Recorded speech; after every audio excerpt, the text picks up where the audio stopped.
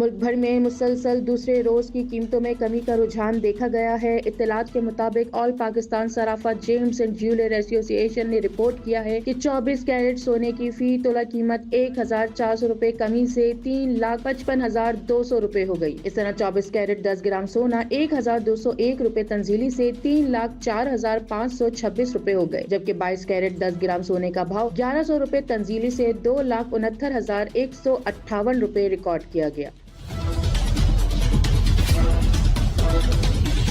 इधर चांदी की फी तोला और 10 ग्राम कीमत बिलतरतीब 96 रुपए और 82 रुपए गिरकर 3,935 रुपए और 3,376 रुपए हो गई। बैनुल अक़वामी मार्केट में सोने की कीमत $14 कम होकर 3,329 डॉलर फी औंस हो गई। वाज़ेह रहे कि गुज़िश्ता रोज 24 कैरेट फी तोला सोने की कीमत 1100 रुपए तंजीली से 3,56,600 रुपए हो गई थी।